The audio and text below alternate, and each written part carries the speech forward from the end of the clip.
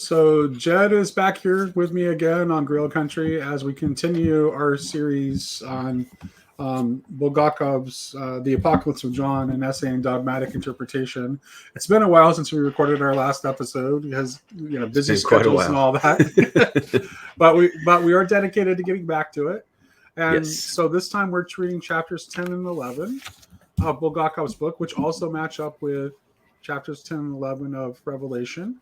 Mhm. So those the general the controlling images of those chapters are, in the case of chapter 10, the strong angel, the vision of the strong angel, and then chapter 11, we have the two witnesses. So Mhm. we decided before we hit the record button here that we would go ahead and ground ourselves by going to the text. So Jed's going to go there because those chapters aren't very long. No, Jed's they're going to not. go ahead and read chapter 10 and chapter 11. Or if you run out of gas and you want me to pick up and read chapter 11 after you do 10, then we can do it that way too. So, Sure. but if you're feeling it, just keep going. You So got I'll it. have And we're reading. we're going to be reading out of the same translation, which is David Bentley Hart's New Testament. I think I'm reading out of the most current one. I never Oh, know. see, you have a newer edition. I haven't forked over for the second edition yet. So. Yeah, I did. It's good. You get so it's much good. of my money. I know. I buy almost everything, but that one was I like, know. you're gonna make me buy the same book again. Come on, David. Hey, I don't mind if David Bentley Hart gets my money. I don't mind giving David my money either, and I will continue to do it gratefully. Yes. So, yeah. So I'm going to go ahead and just start from the top here in chapter 10. Go for it. Okay. And I saw another mighty angel descending out of heaven, garbed in a cloud, and a nimbus upon his head, and his face like the sun, and his feet and legs like pillars of fire. And holding in his hand a small book laid open, and he placed his right foot upon the sea and his left upon the land. And he cried out in a loud voice like a roaring lion. And when he cried out, the seven peals of thunder spoke out in their own voices. And when the seven peals of thunder had spoken, I was about to write, but I heard a voice out of heaven saying, place a seal on the things the seven peals of thunder spoke, and do not write them. And the angel whom I saw standing on the sea and on the land lifted his right hand to heaven and swore by the one who lives unto the ages of the ages, who created the heavens and the things therein, and the earth and the things therein, and the sea and the things therein, that there will be no more time. Rather, in the days of the seventh angel's voice, when he is about to sound the trumpet, God's mystery would also be finished, just as he proclaimed in his good tidings to his slaves, the prophets. And a voice that I heard out of heaven was speaking with me again and saying, go, take the opened book in the hand of the angel who stands upon the sea and upon the land. And I went away to the angel, telling him to give me the small book. And he says to me, take and devour it. It will embitter your stomach, but in your mouth it will be sweet as honey. And I took the small book out of the angel's hand and devoured it. In my mouth it was sweet as honey, and when I had eaten, my stomach was embittered. And they say to me, it is necessary for you to prophesy regarding many peoples and nations and tongues and kings. Moving into chapter 11 now. And a reed like a measuring rod was given to me, saying, rise and measure God's sanctuary and the sacrificial altar and those prostrating themselves therein, and leave out the courtyard that is outside the sanctuary, and do not measure it, because it has been given to the Gentiles, and they will trample the holy city for 42 months. And I shall grant it to my two witnesses, and they will prophesy for 1260 days, clothed in sackcloths. These are the two olive trees, the two lampstands standing before the Lord of the earth. And should anyone wish to harm them, fire shall come out of their mouth and consume their enemies. And should anyone wish to harm them, he must necessarily be killed in this way. These have the authority to close the sky so that no more rain fall during the days of their prophecy. And they have authority over the waters to turn them to blood, and to strike the earth with every kind of calamity as often as they might wish. And whenever they shall complete their testimony, the beast that rises up out of the abyss will wage war on them, and will conquer them, and will kill them, and their corpse on the open street of the great city, which is spiritually called Sodom in Egypt, where their Lord was also crucified. And representatives from the peoples and tribes and tongues and nations will look upon their corpses for 3.5 days, and they do not allow their corpses to be placed in a tomb, and those dwelling on the earth gloat over them and merrily celebrate, and they will send one another gifts, because these two prophets tormented those who dwelt on the earth. And after 3.5 days, a spirit of life from God entered within them, and they stood on their feet, and great terror fell upon those looking upon them. And they heard a loud voice out of heaven saying to them, "Come up here." And they rose again into heaven in the cloud, and their enemies watched them. And in that hour a great earthquake occurred, and 1/10 of the city fell, and 7,000 names of human beings were killed in the earthquake, and the rest became terrified and gave glory to the God of heaven. The second woe has passed. Look, the third woe comes quickly. And the seventh angel sounded the trumpet, and there came loud voices in heaven saying, "The kingdom of the cosmos has become the Lord and his anointed, and he will reign unto the ages of the ages." And the 24 elders seated before God on their thrones fell on their faces and made obeisance to God, saying, "We thank you, Lord God the Almighty, who are and were and who are to come, because you have taken your great power and have reigned, and the Gentiles were indignant, and your ire has come, and the time for the dead to be judged, and for the giving of the reward to your slaves the prophets, and to the holy ones, and to those who revere your name, the small and great, and for destroying those who destroy the earth." And God's sanctuary in heaven was opened, and the ark of the covenant was seen in his sanctuary. And there came lightning flashes and noises and peals of thunder, and an earthquake and a great hailstorm. So nice light stuff.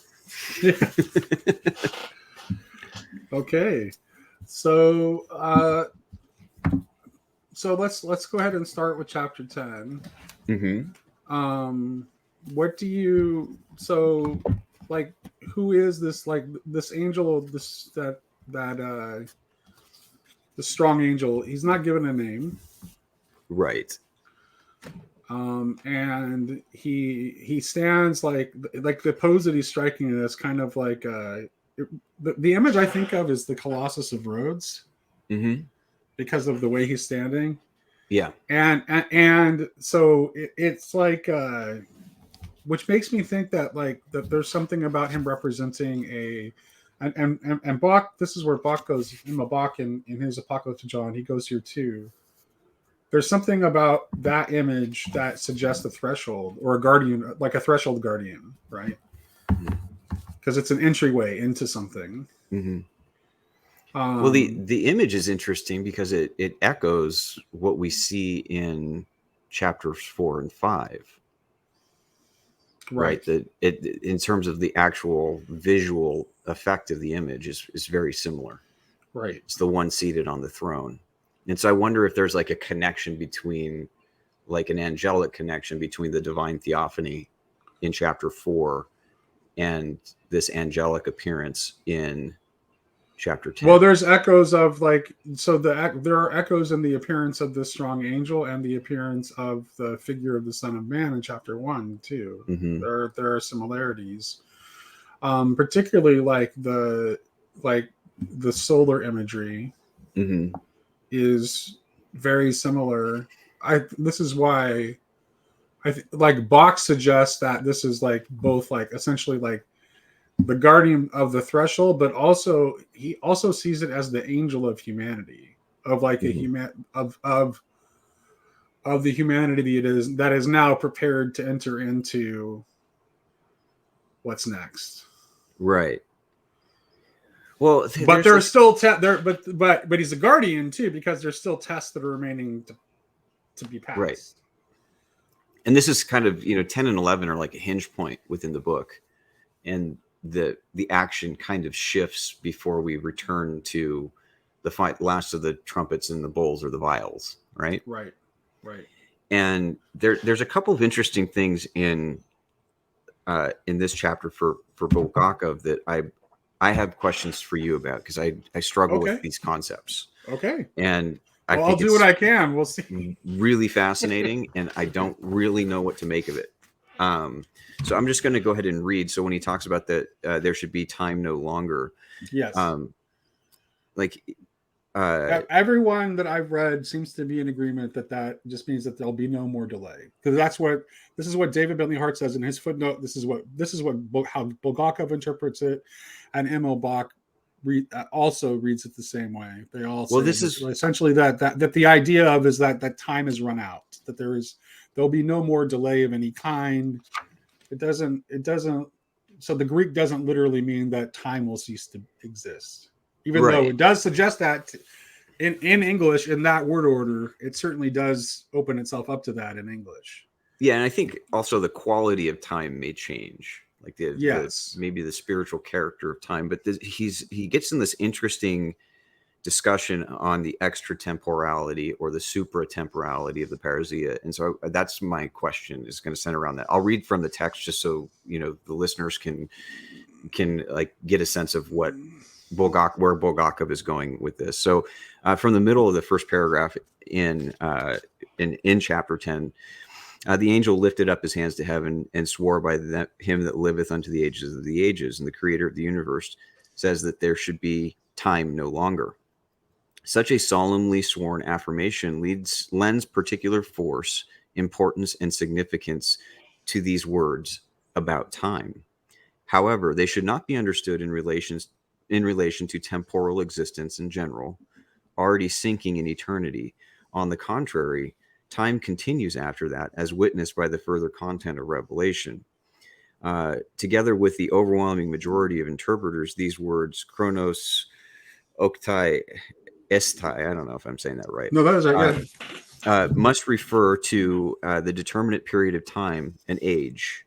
This means that no further delay will be allowed to the onset of certain ultimate and decisive events, which are already approaching with the seventh trumpet, but not yet arrived with the preceding trumpets, not even with the demonic invasion of the locusts or horsemen. Does this refer to the oncoming parousia, the second coming of Christ? No. In the first place, because in Christ's words, of that day and that hour knoweth no man, no, not the Son of Man. And secondly, because the parousia as a whole will take place not within time, as measured by earthly times and ages, but extratemporally and supratemporally, with the beginning of a new time.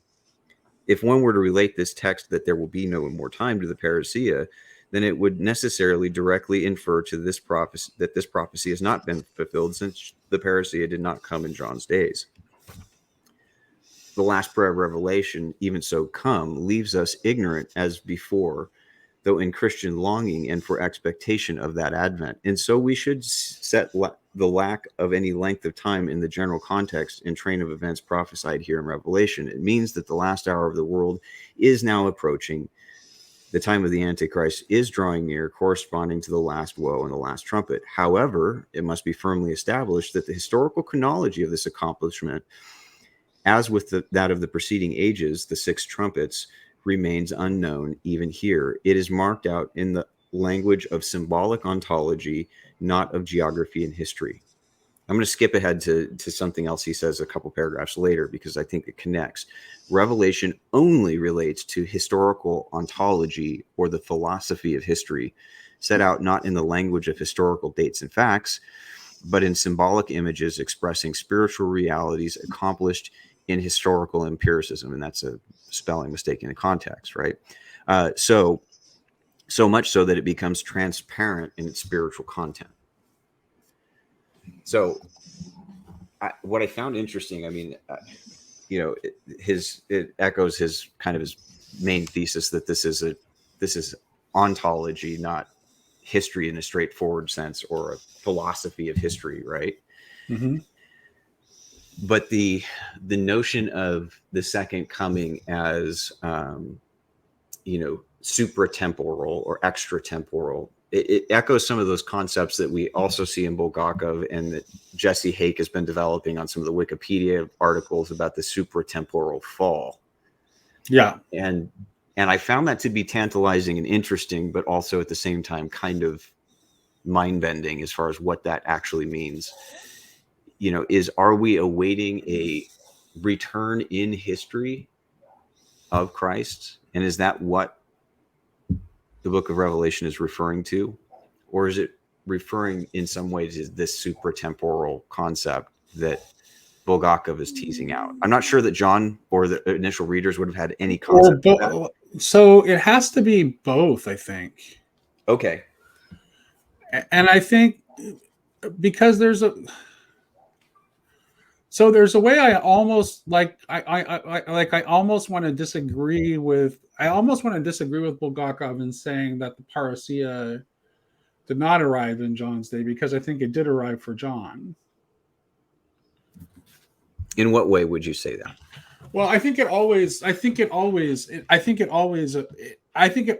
arrives for the saints. That the saints are already living in the eschaton.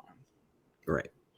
That's well, Margaret Barker in her commentary refers to the second coming as fulfilled Eucharistically. Yeah. Right. Yeah. That's right. That seems, yeah. And so it has to do with I think it's kind of related to the paradox of like being and becoming. So we're in the process of that coming into existence, but it has not yet arrived. Although there's a way that I think that the saints, like in that moment, like I think we are in the eschaton, like when we're in the church and we're celebrating the Eucharist. I think that's why the imagery is like echoes the apocalypse within the church, because that's like we're there. There.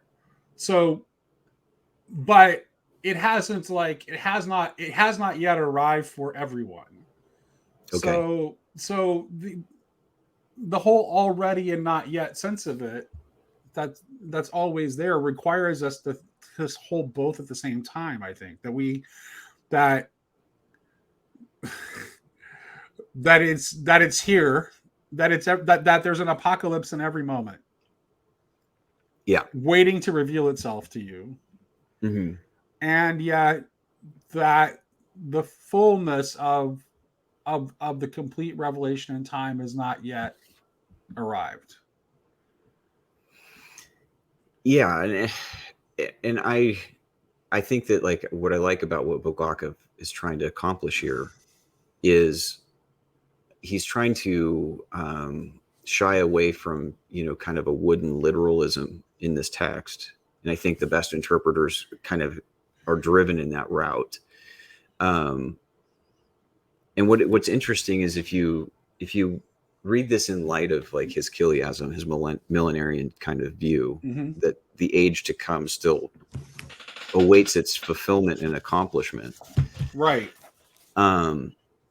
Like he's kind of at the same level of grasping that I think all of us as interpreters of this specific text is you can get a feel of the present age and the impending weight of the age to come that is being exerted upon it, and understand that there's got to be some kind of inflection point where the change happens.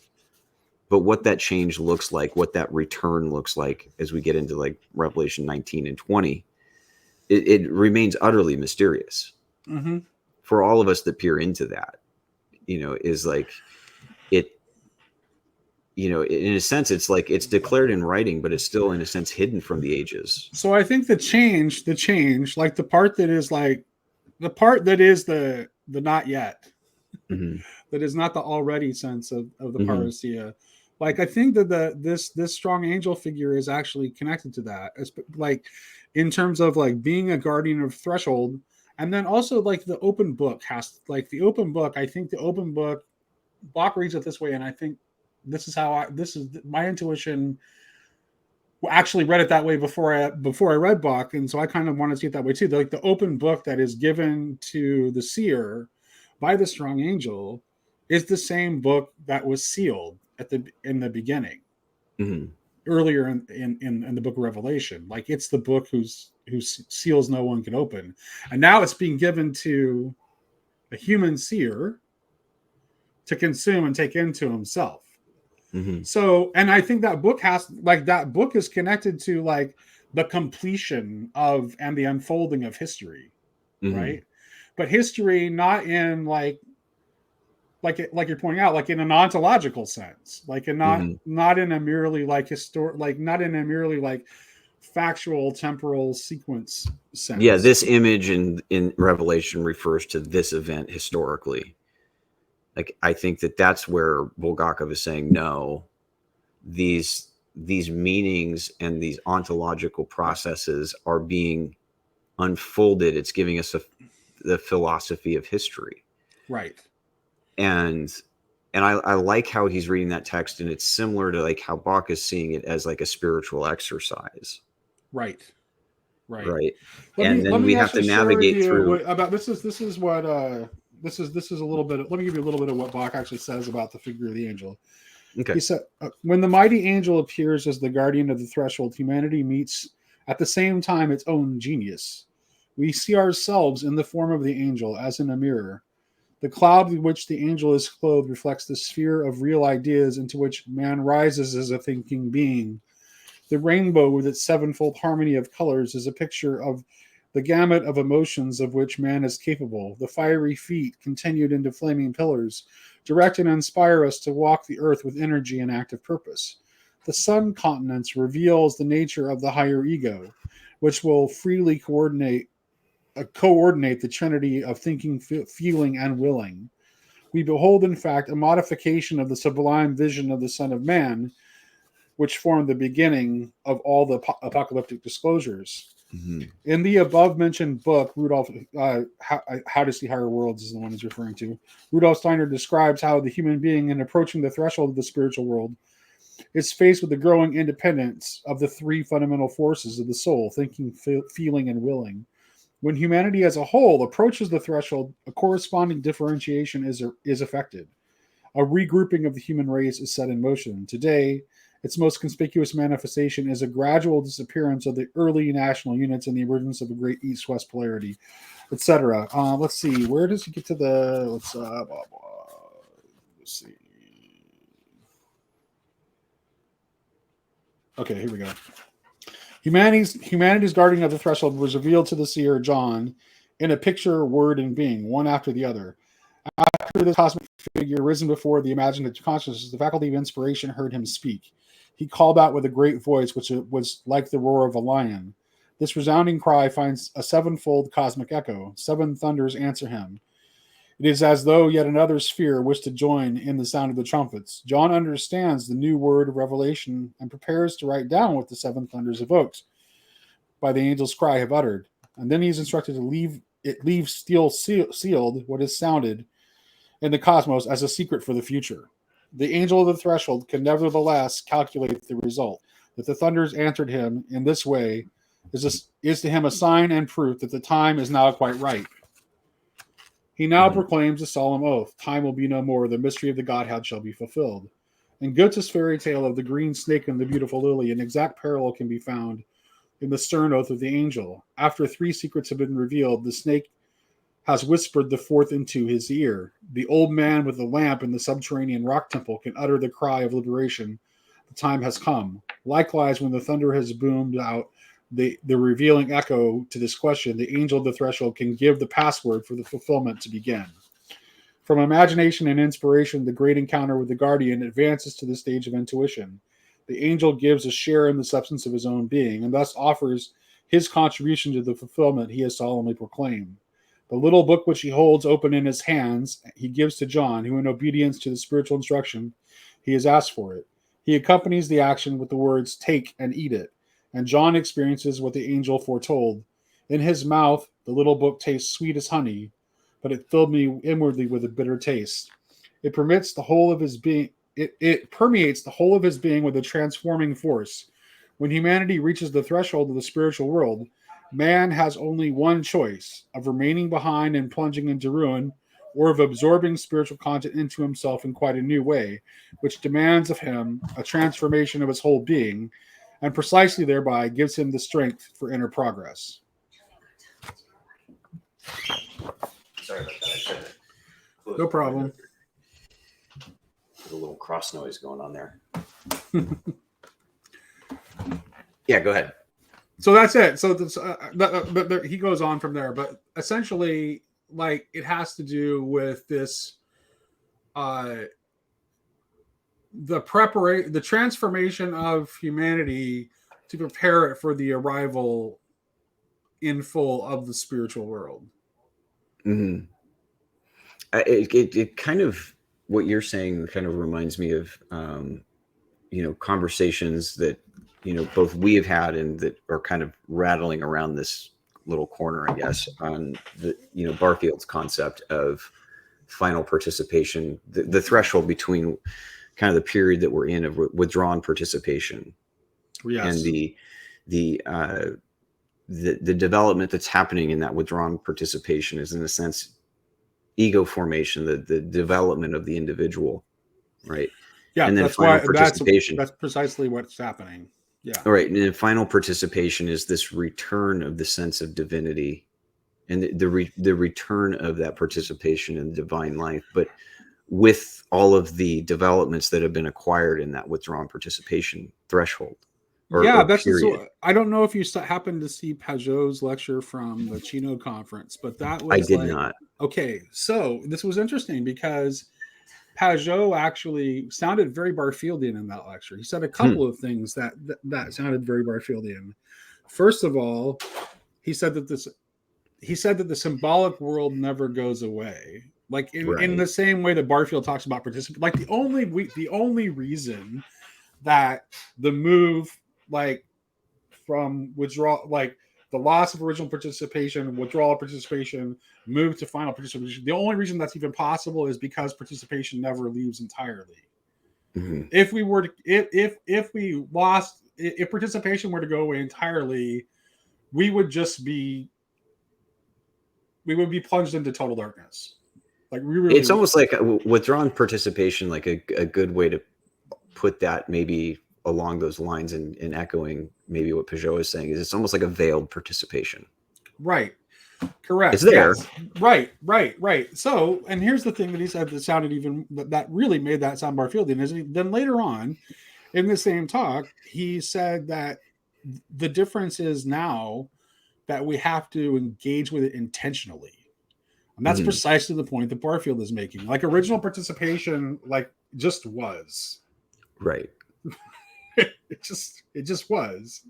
There was no, like, you didn't have the kind of development of the ego conscious that made intentionally engaging with the symbolic world, or the spiritual world, or participation, or whatever terminology you want to use.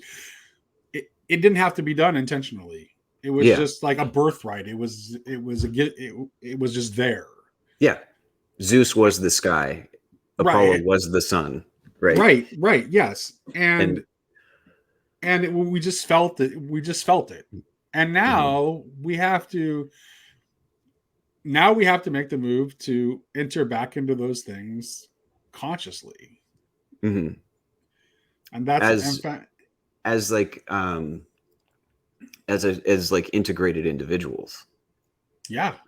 right? And so it's a community of, and I think that that's kind of, as you segue into chapter 11, it's actually hinting at exactly that.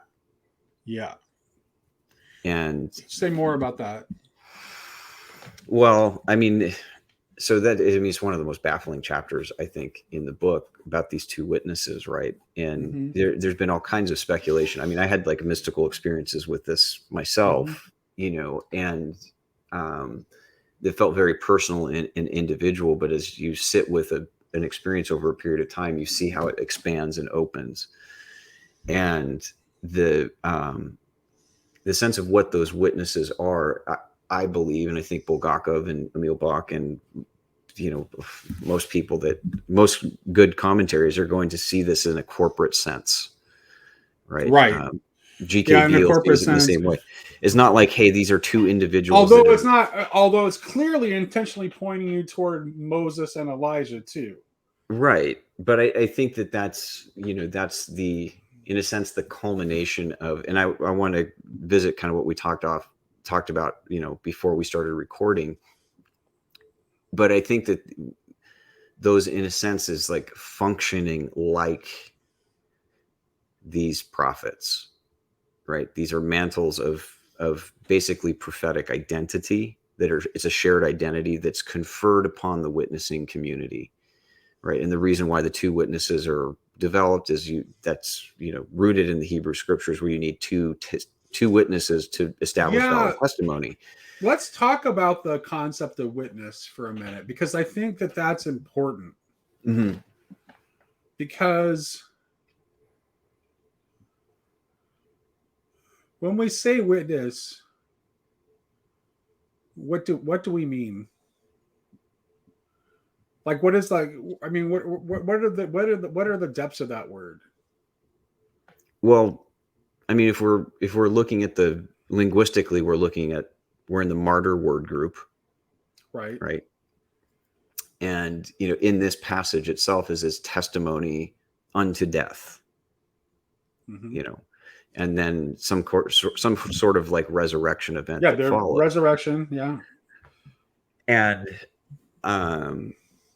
I think that chapter 12 gives a sense of what that testimony is when in reference to the dragon, right? They overcome him by not with the sword, but with the word of their testimony, not loving their lives even unto death, right? It's through the prophetic testimony, in a sense. Is I think what this chapter 11 is getting at is this idea that, however we want to construe this, as two individuals, or I think better in a corporate sense, which means that's us all, anyone who wishes to bear testimony to the event of Calvary. And I'll get into that in a little bit, what the content of prophetic witness is.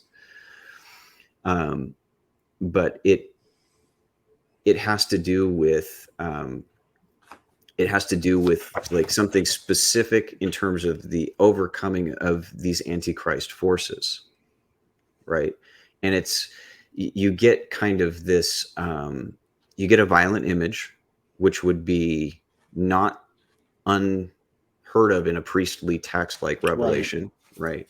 Mm-hmm. But the violent image, I don't think should be interpreted literally, right? So it's not like we're anticipating some point in the future where people will literally be calling fire down from the sky like Elijah did, or literally consuming their enemies with fire, right? But that image of the word that's coming from their mouth acting like a consuming fire, that prophetic testimony is overcoming and coming into contact with that enmity.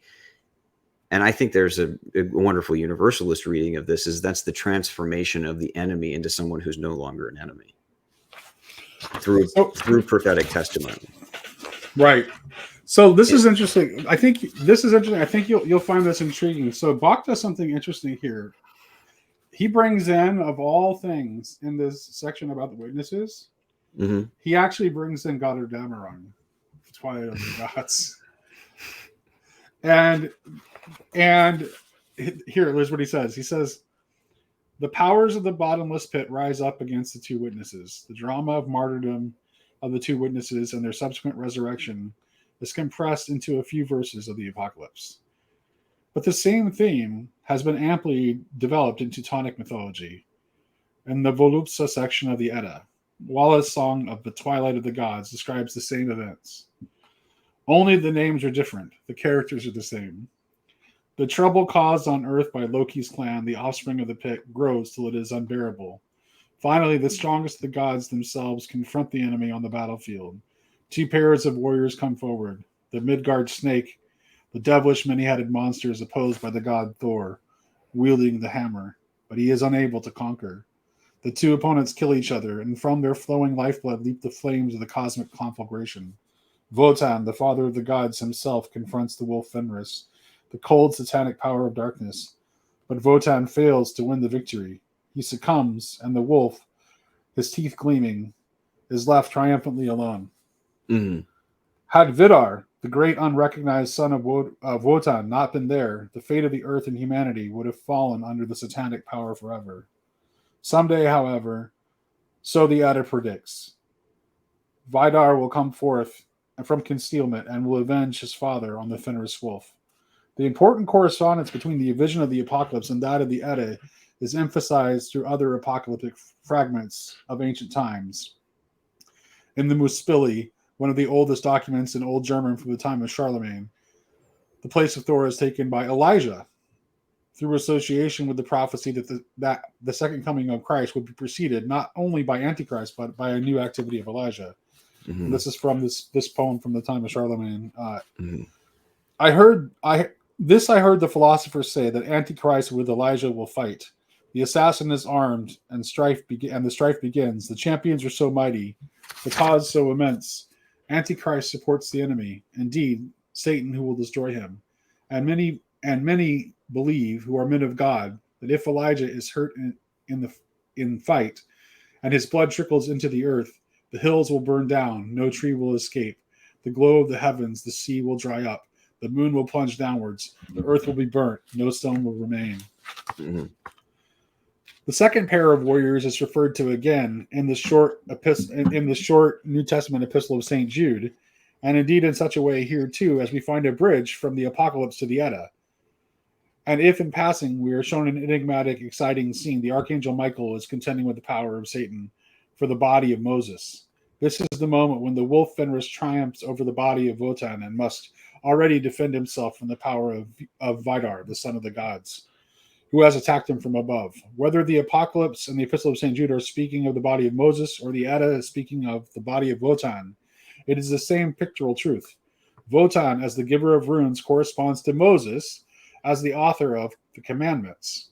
Both were inaugurators of knowledge resulting from thought. The body of thought is the subject of dispute between Vidar and the wolf, between Michael and Satan. Mm-hmm. So, and so Moses is the one who has God reveal himself to him in the burning bush, right? As the I am.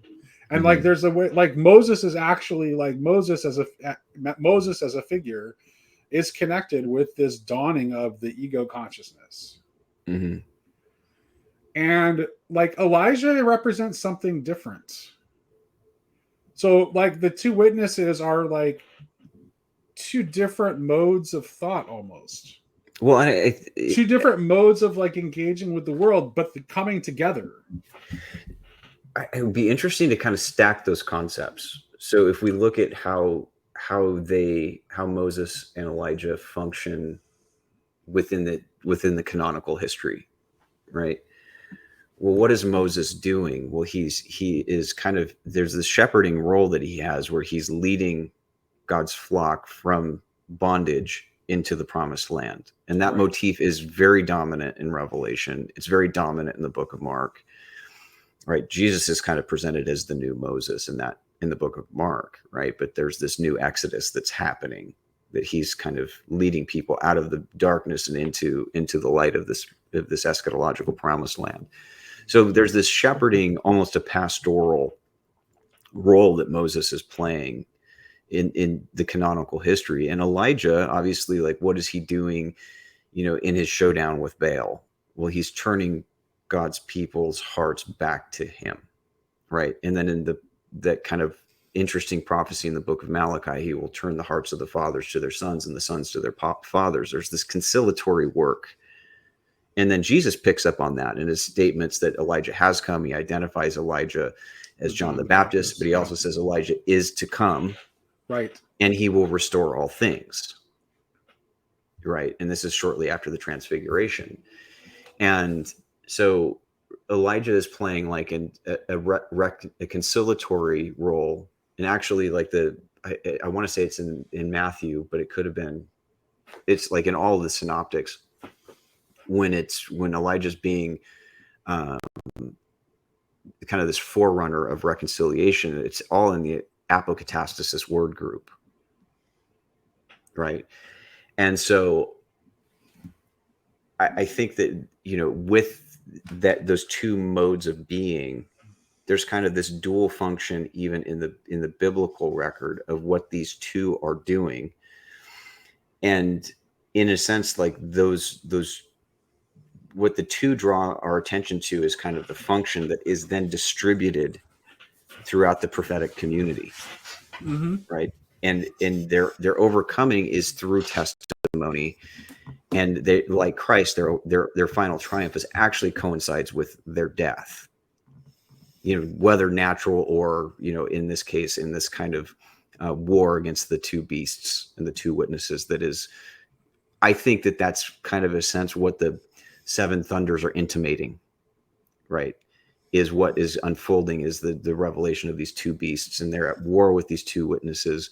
And I think we should expect that both are somewhat corporate in nature. The symbolic function, the ontological function, is kind of where I think Bulgakov is rightly picking up on that thread.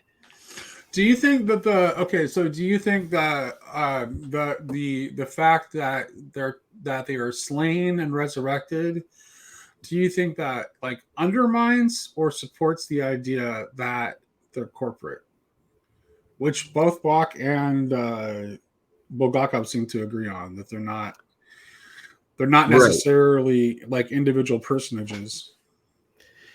Yeah, so I think it bolsters the case, like that this, like their martyrdom is a way of depicting the life lived faithfully through to the end, right? Right. However life ends, maybe after disease or whatever it is that ultimately puts us over that threshold. It doesn't necessarily mean some violent end. It can be something that is pointing us to, in a sense, like seeing our end, so it can inform our present and the way in which we proceed into the future, right? And so I think what it's doing is it's kind of a prophetic call to action, to faithful testimony. And then that gets into the content. Well, what is the content of their testimony? What's in the book of Revelation is testimony to the Lamb slain before the foundation of the world. But in the Johannine corpus, if we look in the trial and crucifixion of Jesus, there's this curious presence of these two witnesses there. And I think John intentionally, take it to that he's writing, the apocalypse 30 to 40 years, or he's writing it 30 to 40 years before he writes the gospel. But I think they're meant to kind of interpret each other. Now, earlier, you did say there was something from the Gospel of John that you wanted to bring in before we started recording. So, right. Since you brought it up now. Let's just kind of get into that, because I think let's do it. I think that it's, and I'll just kind of give the overview of kind of, I haven't seen this in like scholarly circles. This is just from my own reading. But if we look at the crucifixion scene or the trial scene, you have two disciples that go to the trial. You have John, who was the beloved disciple, who's known to the Sanhedrin and the high priests. So I think John is of a priestly family, probably a priestly background. He's able to gain access to that trial, and he vouches for Peter. So you have two disciples present at Jesus's trial. And so you have those two witnesses that are there for valid testimony, right? And then you have Peter goes through his denials and he flees the scene. And you only have one disciple at the foot of the cross, right? And I think what John's literary strategy there is to invite the reader to become the second disciple at the foot of the cross, right? And so Peter flees. Of course, he's later restored in the Gospel of John. That's, the restoration scene is really a beautiful one.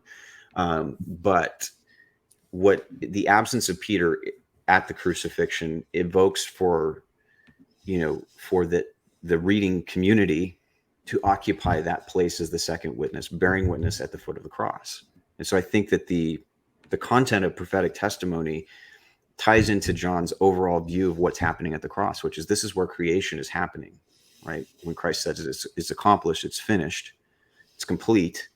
When he says tetelestai from the cross, it's the culmination of what John's talking about, in our key, in the beginning, at the beginning of the gospel, is accomplished at the cross, right? And so the world is being framed and made at the cross. John Bear brings a lot of this out in his book on the Gospel of John.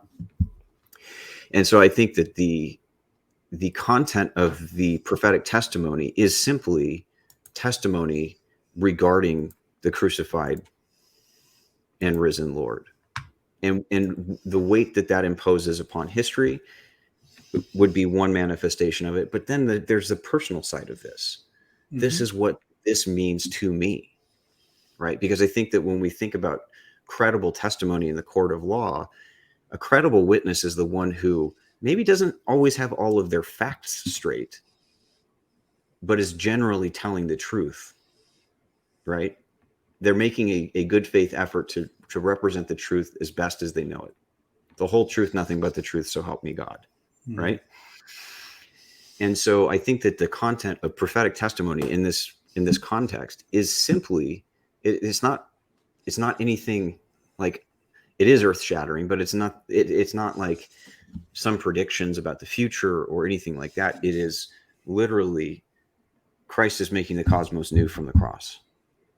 Christ has given me new life, and I'm bearing witness and testimony to that in the face of these antichrist forces that are devouring the earth, devouring the poor, and gets stacked with these images of, the beast from the sea, the beast, from the land, and the whore of Babylon, right? These kind of destructive forces in the world that are under the aegis of Satan's reign and kind of manifestations of that. So this collision and conflict point is through nonviolent testimony to the point of death, whatever that death comes and however that death comes, that something new and earth-shattering, the very act of creation is happening at the cross. The world is being made new there. I'm being made new there. And so that's what when I read the content of prophetic testimony, is just like, here's what I think this means for the world, and here's what I think this means for me. So why two witnesses? And do they both? And here's the thing: is like, do they both represent the prophetic? And in which case, like, if they both represent the prophetic, are there two different modes of the prophetic that we need to distinguish, or is Moses really a prophet? I would say yes. So I think that Moses would be considered a prophet. I know he's generally considered a prophet, but role, he does something different from what the other prophets do. I think I see it kind of operating on the vertical and the horizontal plane, right? Okay, go for it. Moses is kind of driving us from a starting point to an ending point, horizontally through time. Egypt to the promised land, right? Beginning and end, right? So there's a temporal succession. So there's our vertical plane. He's driving us through history into the city of God, essentially, right? And so there's that shepherding role. He is kind of at the back of the pack, driving the flock forward, or at the front of the pack, pulling them with him. You know what I mean? And so there is that sense where prophetic testimony kind of moves the believing community forward through history. So there's the horizontal. What I wanted is that conciliation, the reconciliation of heaven and earth that's being announced through that more of that Elijah function, which is turning the hearts of the father to their sons and the sons to their father. Right. And so there's more of this heaven and earth. We're being reconciled. In this sense, we can think of that as the reconciliation between the heavenly father and his earthly children. So what I wanted to do when you brought up John and Peter, is that what I wanted to try to map on Moses and Elijah to the way Tomberg talks about, like, Peter as representative of the exoteric tradition, and John is representative of the esoteric tradition. Yeah, how would you play with that? I don't like it. I mean, with Moses, it's easy because Moses gives the law, right? So Moses gives the law and establishes the priesthood. So, like, connecting Moses to the exoteric that's about as easy as it gets. Right. So that's easy. But I like connecting to Elijah to the esoteric tradition seems, well, I mean, I don't know. He does have a lot of visions. So yeah. Well, I think that like I said, that's that vertical axis that is behind the veil. Right. That's not immediately apparent that the conciliatory work is actually happening now. It's just not happening in a way that is readily and immediately apparent. But all of God's acts in history and that are expressed prophetically through faithful testimony are testifying to that conciliatory work that is happening, that God is instigating and announcing through his prophets, right? But there's that hidden sense that in some senses, like, there's almost a dialectical relationship between the exoteric and the esoteric. They feed each other, right? And in a kind of a spiral dynamic of further growth through history. And so I think, I do think that, like, that concept that Tom Berg talks about, that's kind of in the anthroposophical school and this theosophical school, of the distinction between the Church of Peter and the Church of John, right? And that in a sense, like, this historical period is kind of marks this transition from the exoteric, visible, kind of law-bound kind of community that would be represented in that Church of Peter, to that more hidden spiritual community that is more of a school in the Church of John, right? That community of spiritual development that may be manifest in monasticism, certain forms of Christian mysticism, the inward practice. I think that there is, because that's where the reconciliation is experienced, as inwardly. And then it becomes an expression outwardly. And the Church of Peter and the Church of John are not in competition with each other, but are mutually enhancing the other. Each one is designed not in, like, the Church of Peter is bad and the Church of John is good in Tom Berg's rendering of it, but that each has a specific function. Right. Berdyaev talks about these things too. Yeah, I'm trying to figure out, like, why the two. I'm still not sure I have a handle on that. Well, I don't know if I do either. I mean, I do think that it's bound up in, like, testimony being established in the presence of two witnesses, right? And they're testifying against these. Gotcha.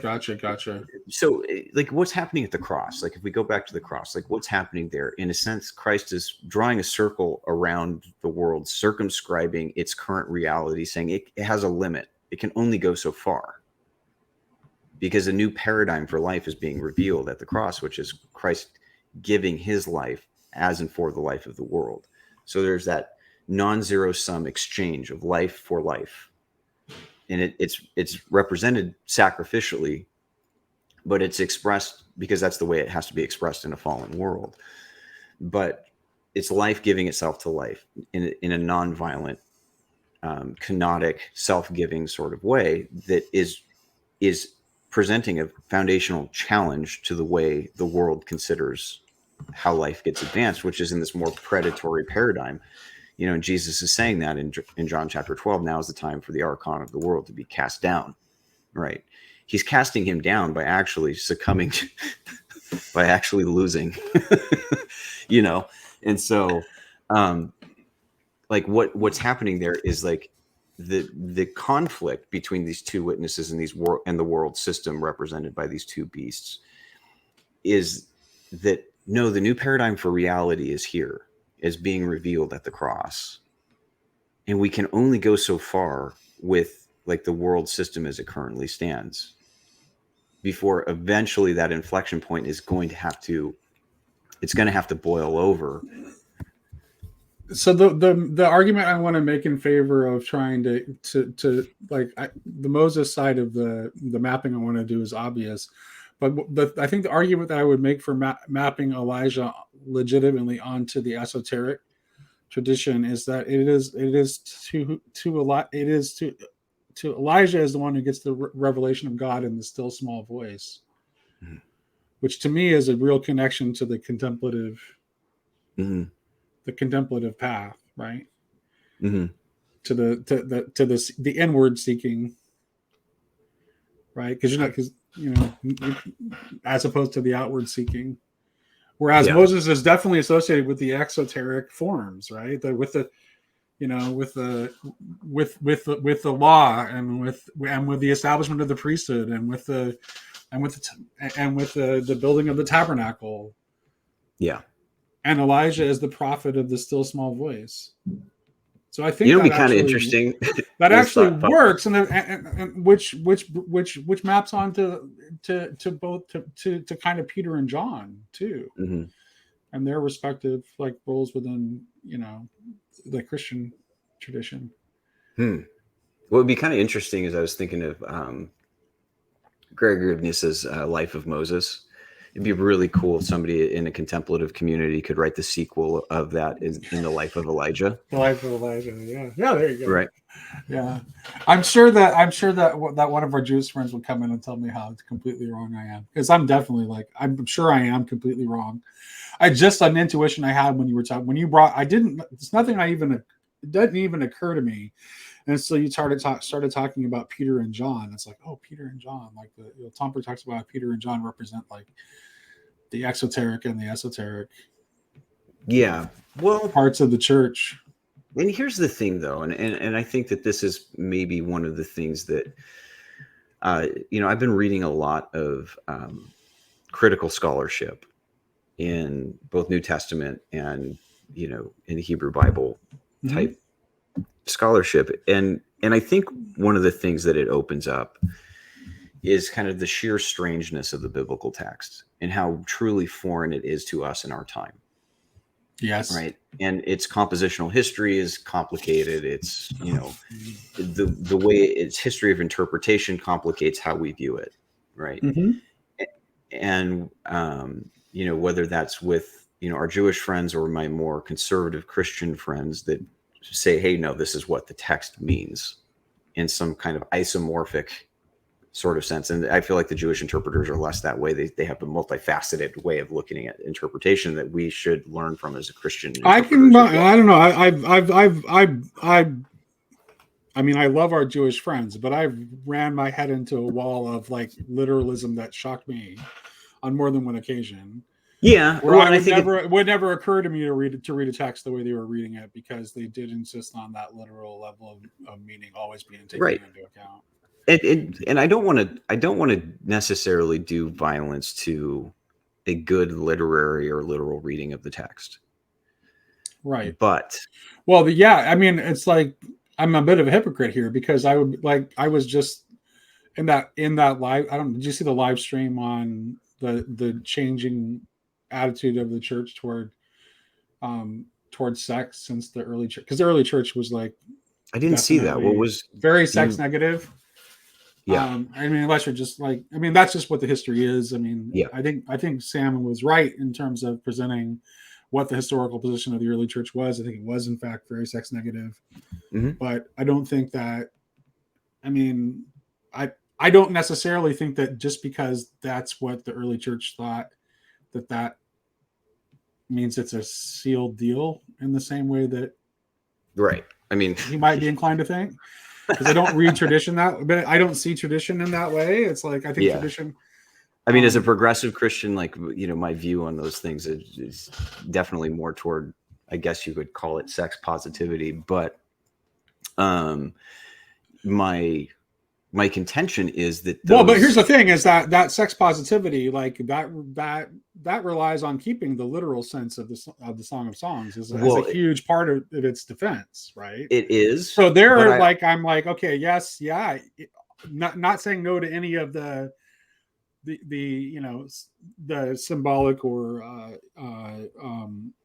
allegorical or analogical readings, but the literal still matters. Okay, so I'll say that. Bach is going there. Bach is going there already, right? So when we've had a lot of discussions on the 144,000 and the virginity that is kind of elevated in that group of the 144,000, right? And he's seeing in that there's a virginal status that does not necessarily mean that these are human beings who have not engaged in. Yeah, I don't think that's what. I don't think. Right. I don't think that's what that virginity has to do with obedience to God. Right. There's a spiritual purity that it's signifying. Correct. right? Yeah, it's And used as so an image of it's used in an, as an image, and I think this is why, and the same thing with like the horror imagery, right? The horror imagery is like, yeah, I mean, ob- certainly, like if you are engaged in like a lot of sexually immoral behavior, that's going to be bad for you. But it doesn't, like, you can be a whore in a spiritual sense without engaging in any sexual sin. right, right. It's lack of faithfulness to God in Well, any and aspect Ezekiel of your talks about life. that, right? In Right, like the sins of Sodom, and he's comparing that to the sins of the Israelite community, right? right, Well, how is that expressed? The whorishness is expressed in their failure, their ethical failure to take care of the poor and the needy and the oppressed, right. I right? think it just And comes so down. Oh, go ahead. they're signifiers, right? And so the Yes, early church in their kind of almost extreme sexual asceticism, right? not It, almost. It was. it It was was very. It was right. extreme. It was an extreme form of sexual asceticism, a wholly appropriate response to this outpouring of a new age that was now upon them. And the immediacy of the way they felt that in their own time led them to believe the time of the end is very near. I must be prepared. Mhm. So they live in that way.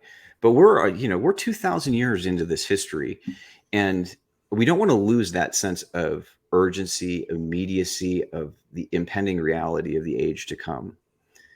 But I think what we're being called to in our time is not to abandon those concepts, but to reappropriate them and reintegrate them in a different fashion. And I think like where Bach, and actually Bulgakov is doing the same thing in these texts, is a creative rereading that doesn't do violence to the literal sense, but that is also saying like there has to be more to this than just what we're reading at the surface level. It pushes us into, well, what does this virginal image, what is that signifying? What is that function? What is the image functioning as? What is it accomplishing? And then how are we appropriating that in our own lives, regardless of where you land on the spectrum of conservative to progressive sexual ethics, Right, right? and I think this has to do with. And I think here's the thing: it's like neither of those are really have the right sense of it, because what I think is going on. I'm trying to find the. There's a right here. Okay, here we go. This is from Meditations on the Tarot. This is from this is it'll be a preview for for my next conversations. This is from Letter 21, the Fool. Okay. This means to say that mankind, who before Jesus Christ had only a choice between renunciation and affirmation of the world of birth and death, Mm-hmm. is put in a position, since the mystery of Calvary, of transforming it. The Christian ideal being a new heaven and a new earth. So what Tomberg is saying here is that it before you could either you had the option of either affirming without qualification the world of birth and death and heredity and sexual generation and all that, Mm-hmm. or of renunciation. Mm-hmm. But what Christ opens up is a Both. completely different path altogether that is neither renunciation or affirmation, but transformation.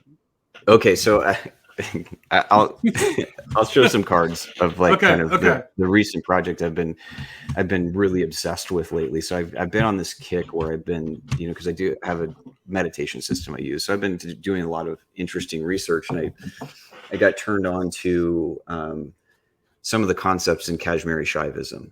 And there is a priest in Australia by the name of John DePuche who has written a lot on that, and in kind of this ecumenical kind of work, but in the domain of trying to learn from these Can I Dharmic stop you just traditions. for one moment for the sake of Right. our audience? Okay, can you explain what Kashmiri Shaivism is? Right. I So know where it's a Kashmir is, but our audience might not. And right. So Shaivism, I don't know. I don't know what that is. so it's like you have kind of in the Dharmic traditions, Hinduism is kind of this very broad I guess you could call it a religious tradition, even though religion is maybe not the best word to use. But the Kashmiris were northern India, Mhm. and where the predominant Vedantic schools are more devotion to Vishnu as kind of the supreme manifestation of the Godhead, and the supreme manifestation of Brahman, and that is connected to um, not Shiva, but why am I slipping on him in Bhagavad Gita? Who are we talking about? Who's the god in Bhagavad Gita? I forget, and I don't know why. No, yeah, Krishna. Right. So Krishna is a manifestation of Vishnu, and so there's this both in the Advaita and Dvaita schools, like there's this devotion to these avatars, Mhm. right? In Kashmiri Shaivism, the primary deity or manifestation of the one God is Shiva and his consort Shakti, right? And and their practice is more centers on Tantra, right? And so Dipush is writing a book on toward a Christian Tantra. So the tantric, like in the Western mind, that has to do with tantric sex, and that is a small part of the tradition.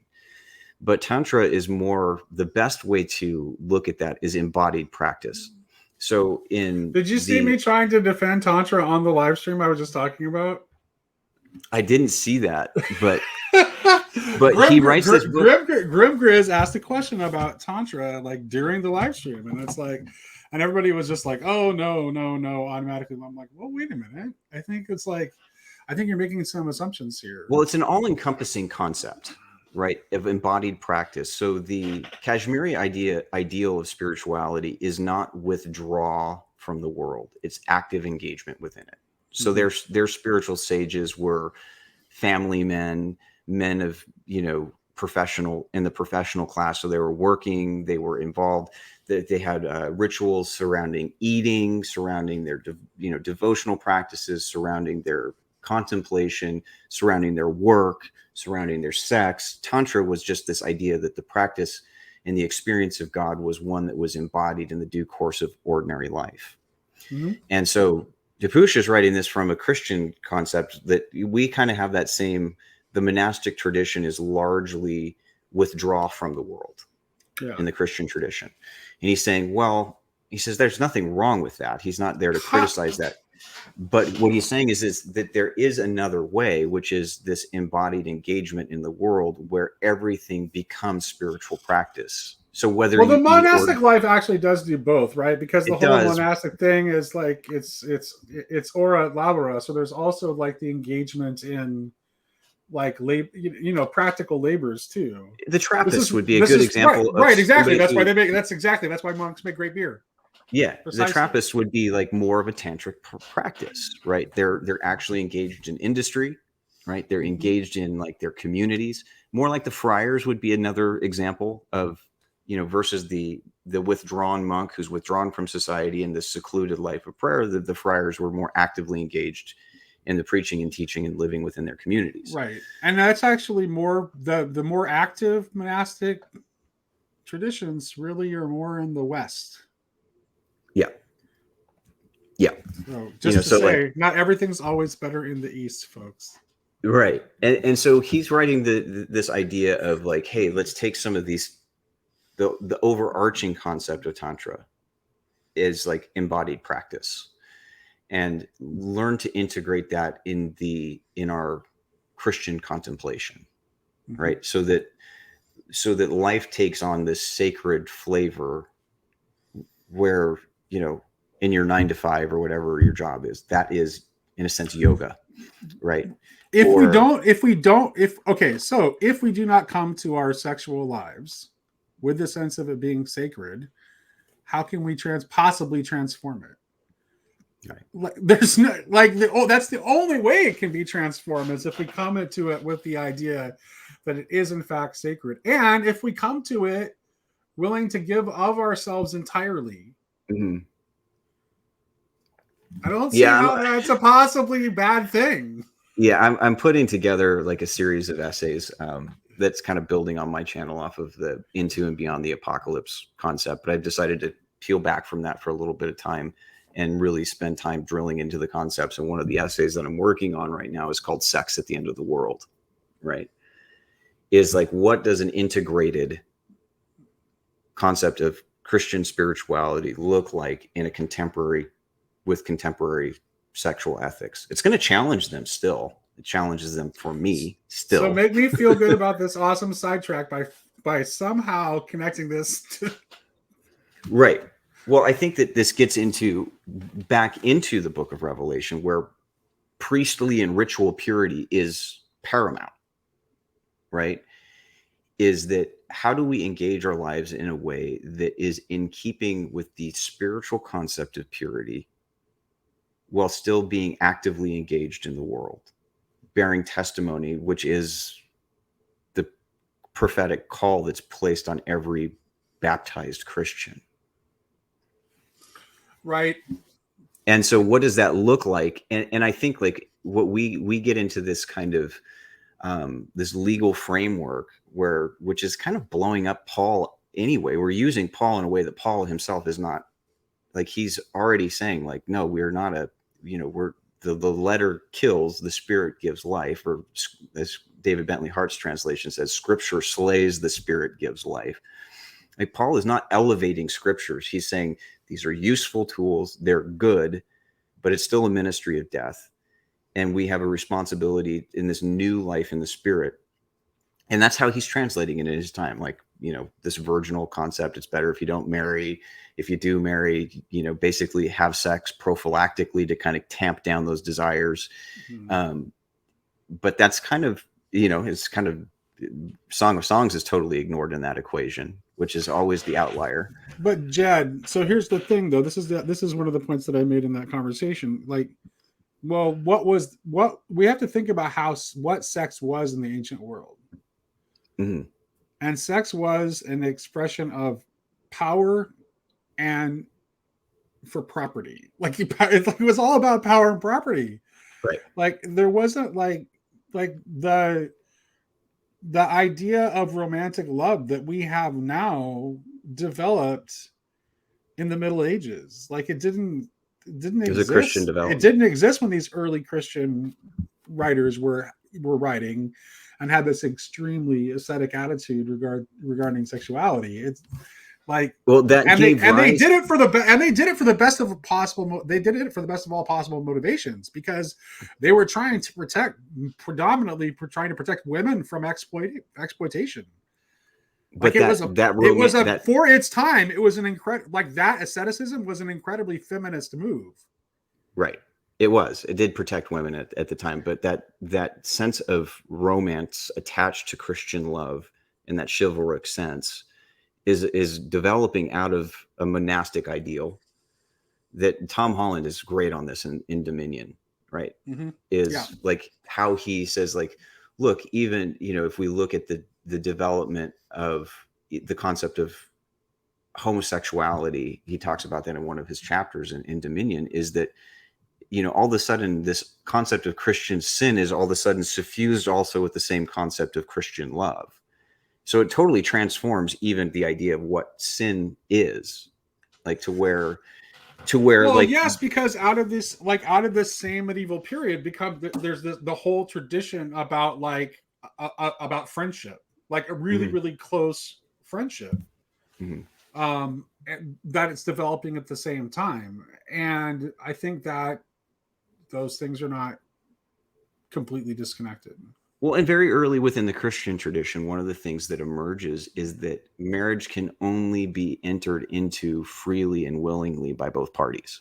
Right. Now, that wasn't always adhered to in practice, especially right. among marriages among the nobility, but that was at least theoretically present in the tradition. And so there's this idea that love is somehow tied to your free choice that can't be compelled, right? And so these things are developing through time.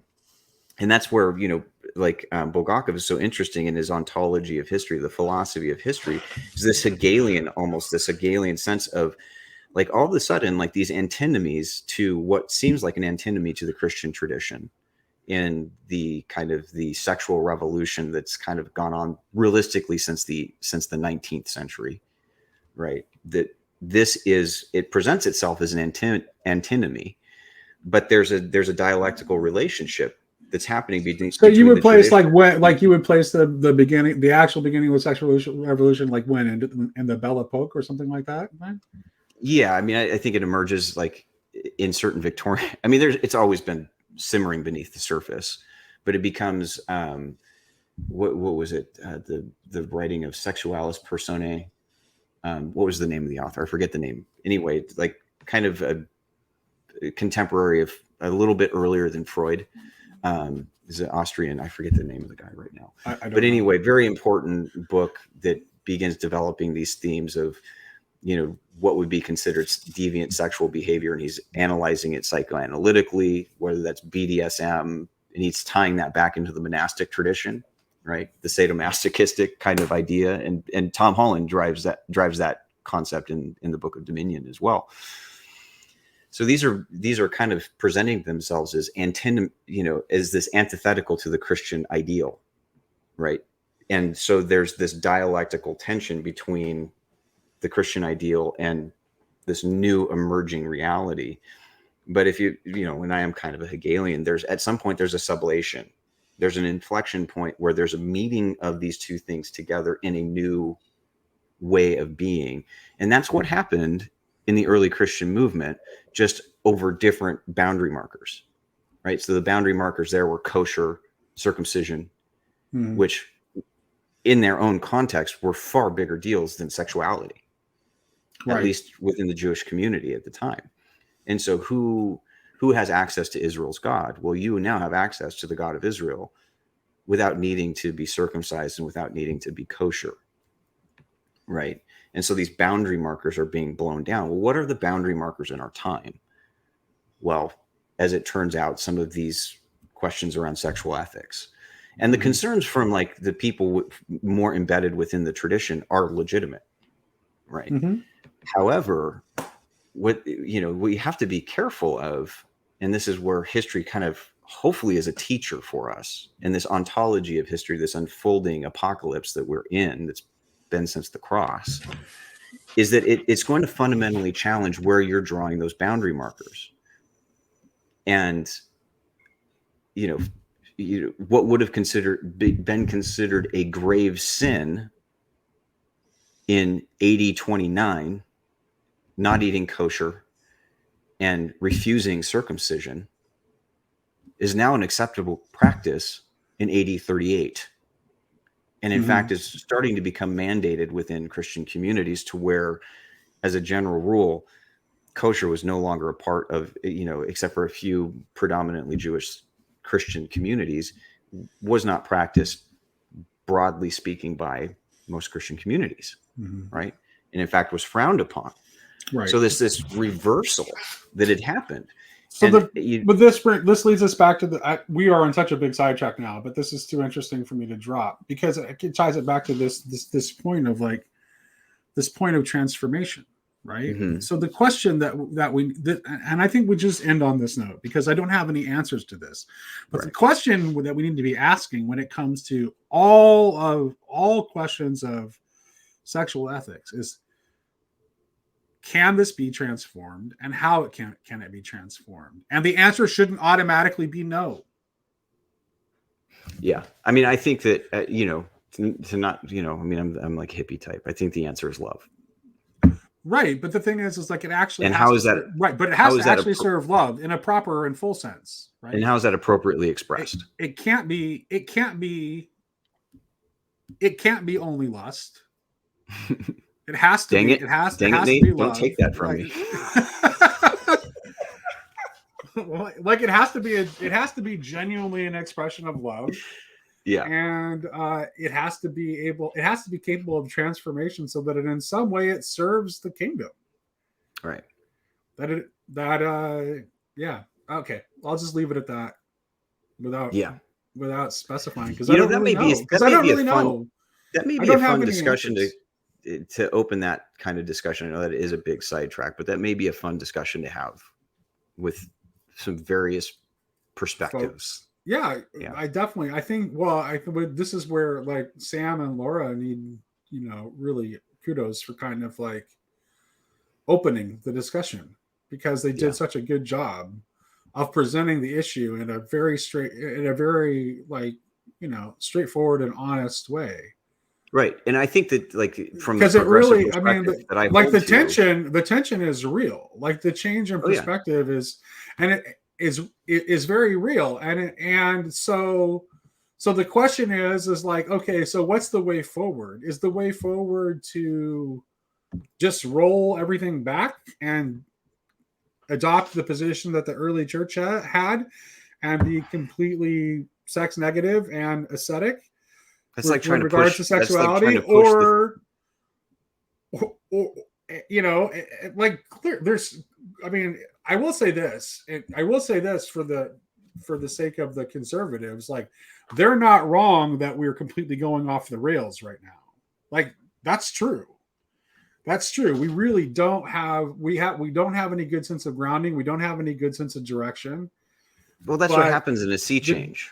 But that doesn't mean that you can turn back the clock and take it back to, like, toothpaste doesn't go back in the tube either. Right. So that's the not toothpaste is out of the either. tube. And I think, like, from a progressive perspective, like I fully own the fact that this represents a change, but it's a change from within the tradition itself. Yeah, it's based on Christian principle. It's the arguments, right? The arguments on, but here's the thing: is like the arguments from progressive Christians and conservative Christians around these issues. Both are Christian arguments. Oh yeah, they're both holding on to something that is absolutely within the Christian tradition, and they're operating on Christian principles, and they're reading the same Bible, and they're choosing to emphasize different things for all kinds of reasons that are very complicated. We had the same argument a century and a half ago over slavery. Right. And both were reading and making Christian arguments. Yes. Right. And so I'm not equating the two. I'm just saying that there's a through line there, is that the only way this thing drives forward is from a certain framework that's rooted in the tradition. But the tradition, in a sense, has its own dialectical tensions within it. Well, I think, and then the question is like, again, and that's how we're to understand the tradition, right? Like, how are we understanding tradition that enters into this? Because it's like, if you want, I'm with Hart. If tradition, right, exactly, and I am too, because like it can't be. I think that this is something that occurred to me during that live stream on Paul's channel, and I never really got this before. I think this is what St. Paul, when he talks about traditions of men and dead tradition, this is what he means. He actually means a view of tradition that is only looking backward to what men have written before, that has no eye toward the final cause that is shaping it. Right. That's not alive in the present. That's not a living. It's not a living tradition. That's what makes it dead. It's dead is that its lack of awareness of its own final causality. Right. Well, I'll leave with this concept, and I think that it's, like the tree of life is a great image of a living tradition, and Jesus talks about it, whether that's with the vine imagery, right, of cutlings being cut off that aren't fruitful and dropping off, basically being cast to the ground, or branches and dead material falling off of a tree. They actually end up feeding the life of the tree. Their nutrient source goes back into the soil and is sucked back up through the root system, right? There's a certain sloughing off within any tradition of certain concepts and practices that's universal. That's not just a Christian thing. Every tradition grows and develops and changes. Certain practices are emphasized at certain points in history, and certain ones fall off. And that's a normal historical process, and that's okay. And so the idea of something new emerging and something old falling off is not even a condemnation of the old thing falling off. It's serving a different function. Its rootedness within the tradition those nutrients feed the source. So those ideas of Christian holiness and purity still should obtain. Well, and I think like the kind of truth theory that you have kind of comes into play here. And I think it's easier if you have more of a conformity theory of truth, where truth is about like fittedness, then there's like it's easier to see how it has to adapt as we move forward. So because we're changing and the world is changing. Yeah. So what worked for your ancestors very well probably isn't going to work for you because the conditions have changed. We're not the same. Are we talking about evolution of consciousness again here? Well, always. Evolution of consciousness, but and also just like, you know, us as beings that are going through a process of becoming. Who's, you know, we always have to be recalibrating, right? We always have to be recalibrating based on our changes within ourselves and changes within our world, and trying to find, you know, the right relationship between those things. And I think it's just keeping, I think that what like our time is driving us toward, and a lot of the ideas floating around there is more of a eschatological orientation of truth. Right. Yes, that's right. And so what does that look like in its final form? It doesn't look like it does in its seed form. It's still the same thing. It's just that it grows and develops over time. Well, it grows from seed, right? It starts out as seed, but then it grows. It doesn't always remain a seed, or it's not growing. Right. And so I think we're just in that kind of that apocalyptic inflection that is forcing change. And whether we like it or not, because it's not comfortable for me as someone who comes out of a conservative Christian background, you know, as I find myself constantly in feeling the pressures of those changes, not because a lack of faithfulness, but you know, I mean, we all struggle in our Christian journey, right? But it's more of like, well, what does this look like in me now as I'm engaging the world meaningfully? And in a way that's still pointing people to the foot of the cross, and not making an exoteric issue, not confusing the exoteric with the esoteric, the inner with the outer, and allowing the inner to inform what the outers needs to look like and what's appropriate in our own time, in our own place. Well, if we want to, here we are circling back and bringing it back to the text. It's like that's why you need the two witnesses, right? You need those. I would say this is the meaning of the two witnesses, is that you need the two witnesses because you need those things working together. You need the conservative, but. Yeah, right. Yeah, right. Exactly. Yeah, we need each other. That's a good note to end on. We need each other, folks. Yep. Don't be so sure you're right. You might have something to learn. Truly. Well, this has been a fun one, Nate. I would love to. I'd love to pursue some of our sidetrack conversations a little bit more as well. Yeah. All right, let's put a wrap on this one. I'm almost inclined to like maybe divide this one up into like, because the sidetrack went on long enough. I might make it into a standalone video. We'll see. Yeah, that'd be cool.